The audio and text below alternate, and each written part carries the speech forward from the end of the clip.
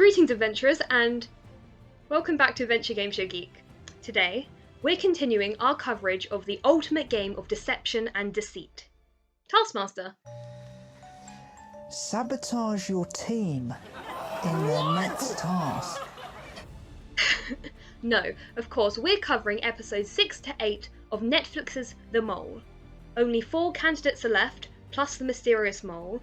Joy and Jacob's fates lie in the balance, but we won't find out what happens until the last 2 episodes drop on Friday, so this really is our last chance to place bets on who we think the mole is. And boy, is it a tricky decision. Let's start once again with who is not the mole. It's not Will, it's never been Will. Yes, there are some people who think he's playing under the radar, brought on by his insistence to complete the mountain challenge with no money, but honestly, if he's the mole, he is a bad mole. He's brought in the most money, which is the opposite of what they hired him for. Plus, have you seen the guy?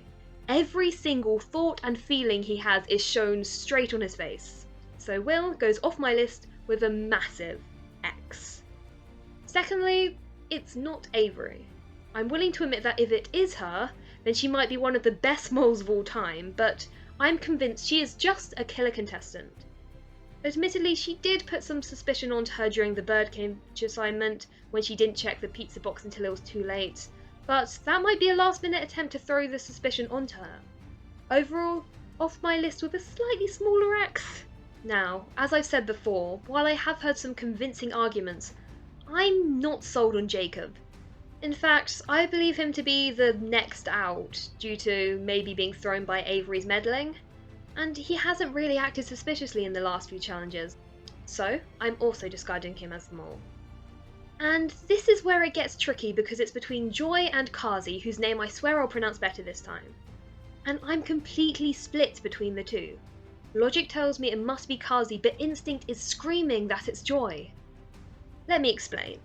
I've always had a little eye on Kesi ever since the gold robbery challenge, where I refused to believe that a software developer could have missed such an obvious syntax error. If Joy was my number 1, Kesi was my number 2.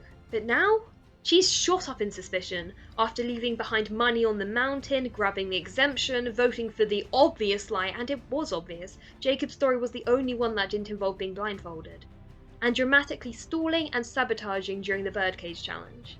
Meanwhile, Joy's been nothing but a good contestant bringing home the money, a great difference to last week's episodes. Not to mention the vast wealth of clues that seem to point at Kesi. Which means I'm gonna have to bring up the Colombian flag. That dratted Colombian flag. So, during episode 1, there is a massive plane, something I immediately associated with Joy. On this massive plane is the Colombian flag. And you know what? I saw that flag. I saw it and thought, ooh, that looks like a clue, but, and here's the massive problem, my TV isn't entirely accurate with colours.